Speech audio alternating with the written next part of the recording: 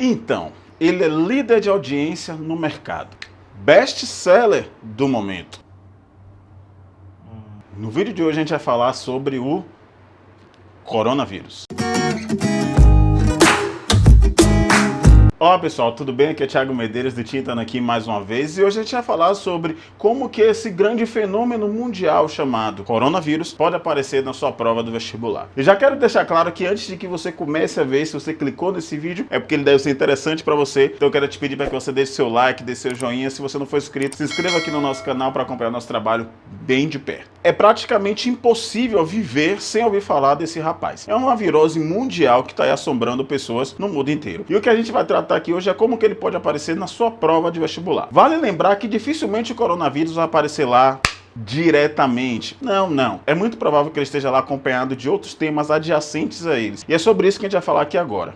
A primeira etapa desse trabalho reside na ideia de que, recentemente, algumas semanas atrás, se você está vendo esse vídeo em março de 2020, Drauzio Varella, um médico muito conhecido no país, lançou um vídeo tranquilizando a população brasileira acerca do vírus. Segundo eles, a maioria das pessoas que venham a ter contágio do vírus vai apresentar um resfriadozinho de leve. As taxas de mortalidade nos jovens, adolescentes e adultos é muito pequena. A maioria das mortes se dão em pessoas idosas ou pessoas imunossuprimidas, pessoas com baixa imunidade. Mas convenhamos, em idosos todas as doenças se complicam mais. E pessoas com baixa imunidade, como o nome já diz, elas têm a imunidade baixa. Ou seja, por que com toda essa tranquilidade emitida por um profissional de saúde, o brasileiro permanece tenso em relação ao coronavírus? E é aqui que a gente vai entrar no nosso primeiro tema, que pode vir lá muito provavelmente na sua redação, que é a questão da opinião pública. A mídia, ela consegue moldar nossas ideias com a potência desconhecida. Quando você se dá conta, você já está acreditando. E o coronavírus, segundo Drauzio Varella, é só mais um exemplar dessa potência dos meios de comunicação na nossa cabeça. E aí esse é o primeiro tema que a gente pode trazer desse aspecto. O poder da opinião pública na nossa formação de ideias e, por que não dizer, na nossa formação de personalidade. Só para vocês terem uma ideia, a opinião pública ela é tão forte que na plataforma Google Trends, que é uma plataforma da Google que mede tendências de mercado e níveis de pesquisas de alguns termos no site da Google, se você fizer uma pesquisa entre coronavírus, corrupção e Jair Bolsonaro, acredite, nos últimos 30 dias o termo mais pesquisado foi coronavírus. No mês de fevereiro e o comecinho do mês de março, o termo coronavírus superou esses dois termos. Inclusive, se você comparar no mês de fevereiro e março, coronavírus com o termo carnaval, quem vai ganhar é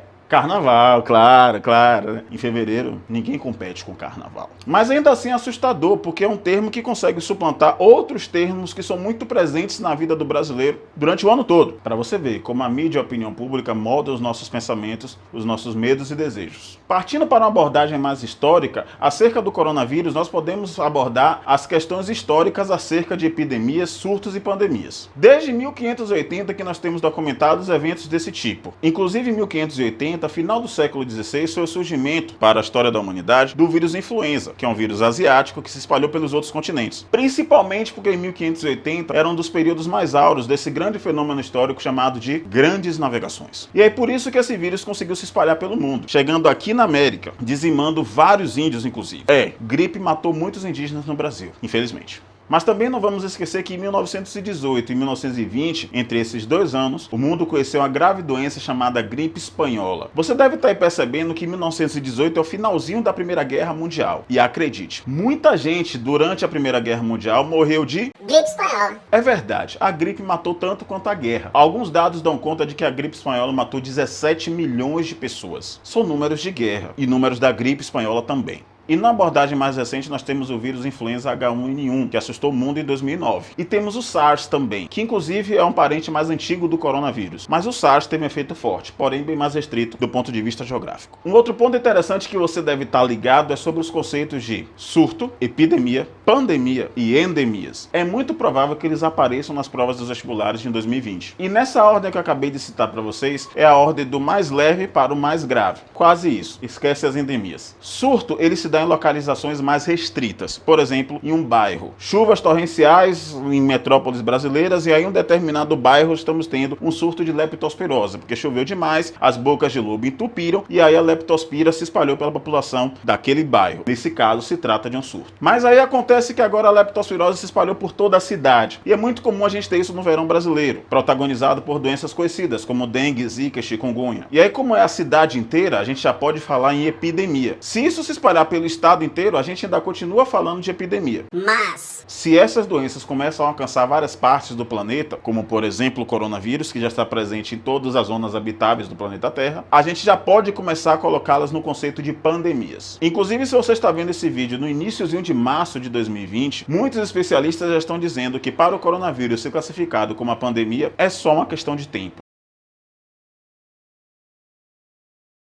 Além disso, nós temos o conceito de endemias, que são doenças que se manifestam em determinadas localidades ao longo de um tempo. Por exemplo, no Brasil nós temos a questão da febre amarela no norte do país. Se você mora em São Paulo e vai viajar para o Pará, é muito provável que te solicitem que tome as vacinas para a febre amarela, porque aí dificulta o seu contágio naquela região, que é a região endêmica desse tipo de doença. Vale salientar que esses conceitos não têm apenas um apoio biológico, eles se apoiam sobretudo na geografia. Vocês devem ter percebido que eu falei aqui com vocês que a grande diferença desses conceitos se dá no espaço geográfico que as doenças ocupam. Então podemos já dizer que é um conceito interdisciplinar. Pensando do ponto de vista biológico, é muito provável que a infectologia venha aparecendo na sua prova do Enem ou dos vestibulares em 2020. E a partir disso vale você estudar conceitos de contágios de doenças, os ciclos de vida dos vírus, além de buscar responder algumas perguntas tais como: o que é um vírus? Como eles se reproduzem? Vírus são ou não são seres vivos? Por que lavar as mãos é tão importante em casos de epidemias? Por que a hidratação é um processo tão importante em casos de virose? São perguntas que você deve buscar responder para fazer uma prova top. Deixou o like? Para terminar, meus amigos, o que é mais importante a gente citar é que o coronavírus deve abrir porta para que temas adjacentes a eles apareçam na sua prova. É muito importante também que vocês estudem dengue, zika, chikungunya. É muito importante também que, do ponto de vista histórico, vocês deem uma olhada na revolta da vacina. E por que não debater a questão das vacinas no Brasil? O Brasil é um dos poucos países do mundo que tem um processo amplo de distribuição de vacinas de graça. E é muito interessante a gente pensar isso para a população brasileira. E por que não dizer para a população mundial? Eu sou o professor Thiago Medeiros, professor de História, psicopedagogo e apresentador desse canal fantástico. Deixa aqui o seu like, espalhe esse vídeo no grupo da sala no WhatsApp e ajuda o nosso trabalho a crescer ainda mais. Pode ser? Tinta Nanquim, estude com produtividade. Tchau, tchau.